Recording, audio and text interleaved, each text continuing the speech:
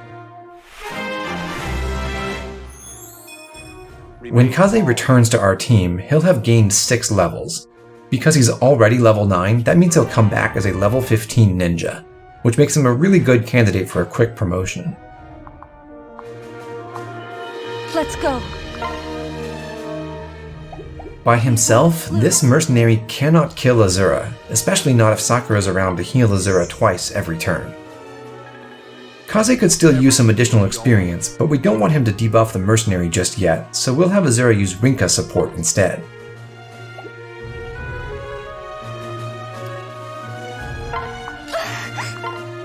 By topping off Rinka's HP, Sakura deactivates Fiery Blood, making Rinka's dual strikes deal 2 less damage. For our purposes, that's a good thing. Witness the strength of my tribe. I'll take this one.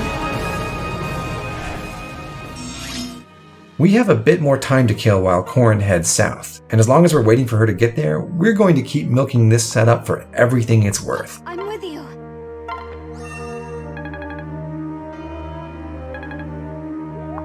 Be careful.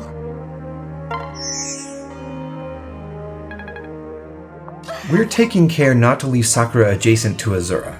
Azura supports Sakura but not Rinka, so given the choice, Azura will automatically use Sakura's support in battle, even though Sakura doesn't have a weapon. Everything's all right.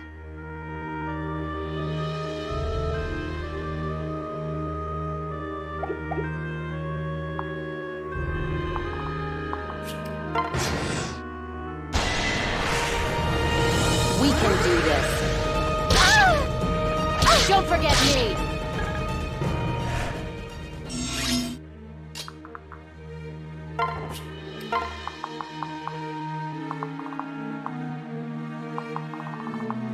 Let's try our hardest.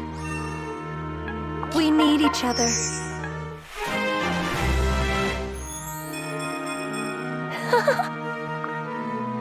I'm ready. I'll back you up. Witness the strength of my tribe. I'm here!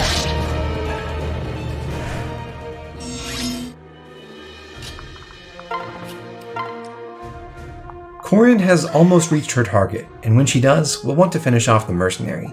In preparation for that, we'll have Azura use Kaze's dual strike this time. He may appreciate just a couple more experience points. I'll lend you strength. I'll stay with you. Trust me. I'm ready.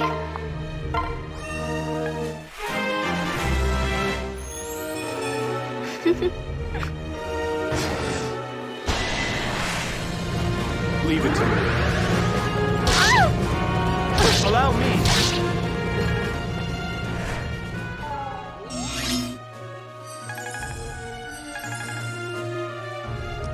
Looks like we have no choice. This final kill is for Kaze, but Rinka can attack one more time without killing, so there's no harm in letting her take a swing.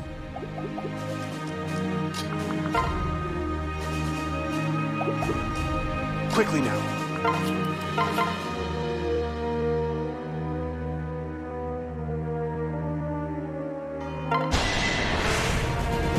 Leave it to me.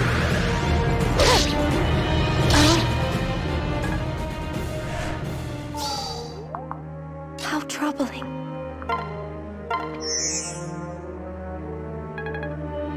We'll teach them a lesson.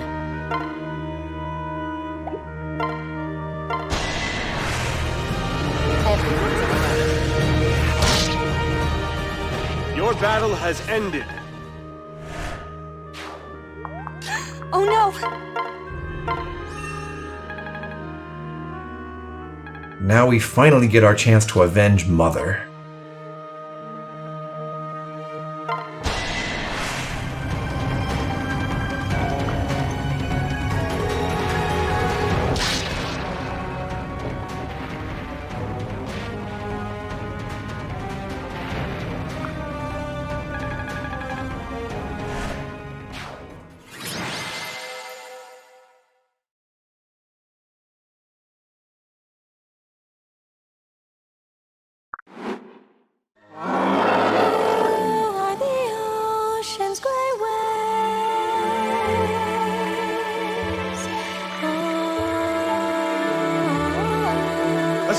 No, stop!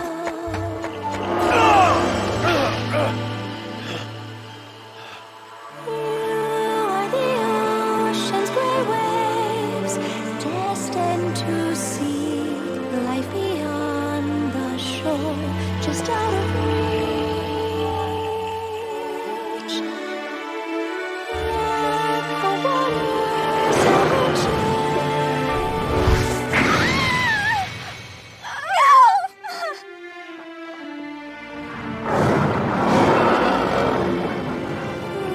Flowing like time, a path is yours to climb.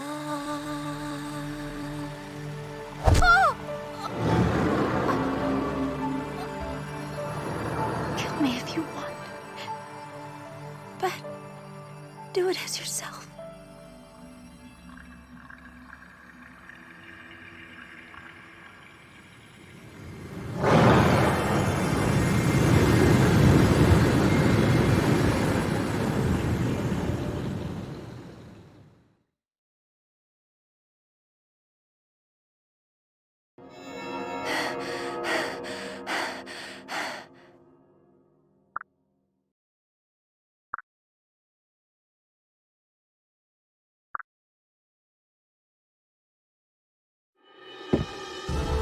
Fire at will.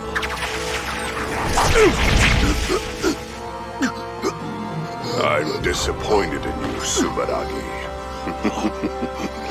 That wasn't even my best trap.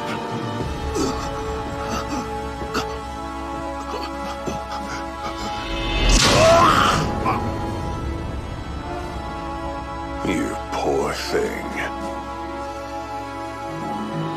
Orphaned at such a tender young age. You are my child now.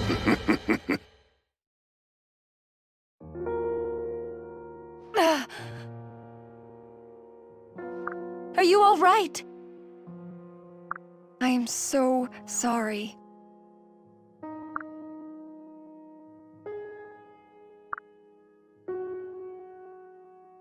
No.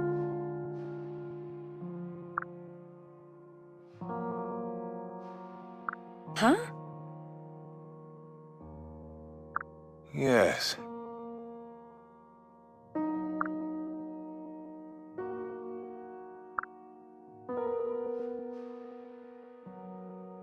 Ah.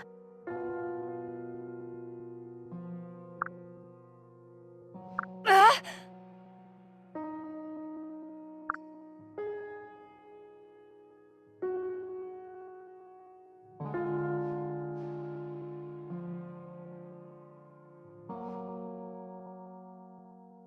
No.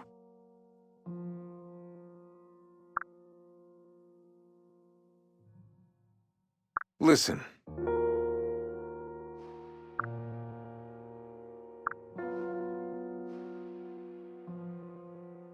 Ah!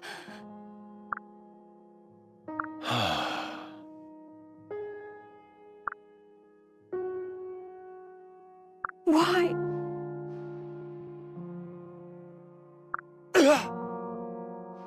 Ah! This is all your fault!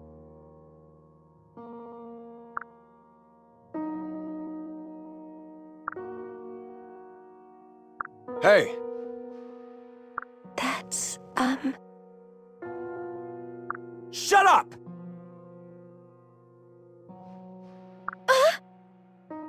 Takumi, You!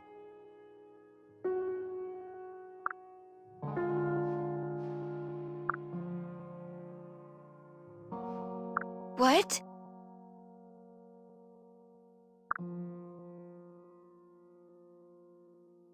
hey.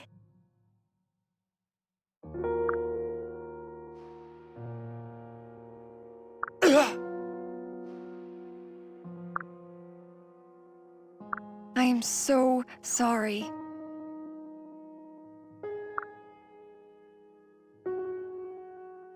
Please, wait.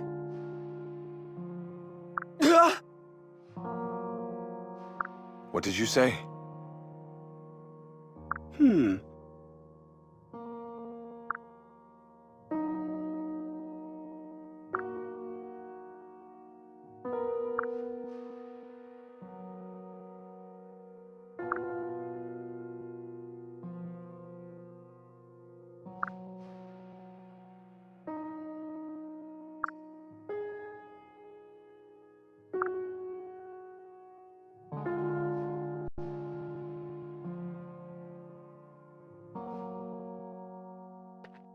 Huh? It can't be! Indeed.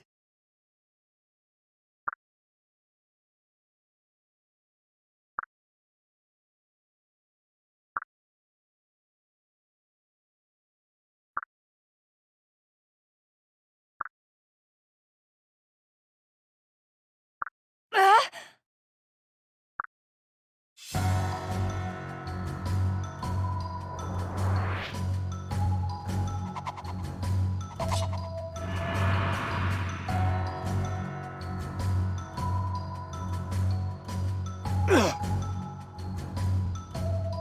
That can't be. Huh? Big sister?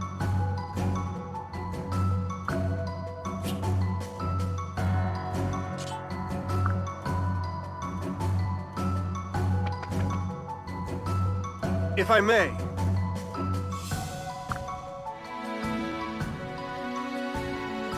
Ugh!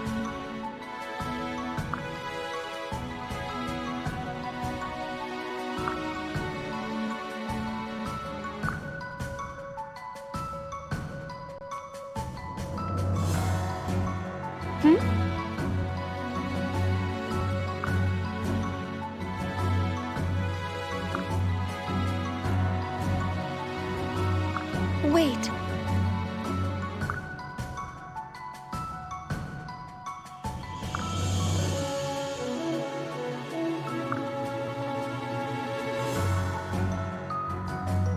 Ah! Listen.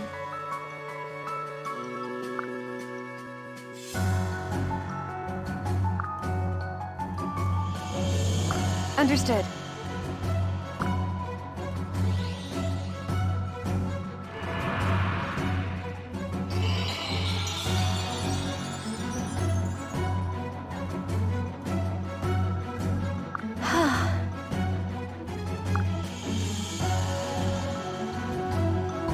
Thank you. That's, Huh?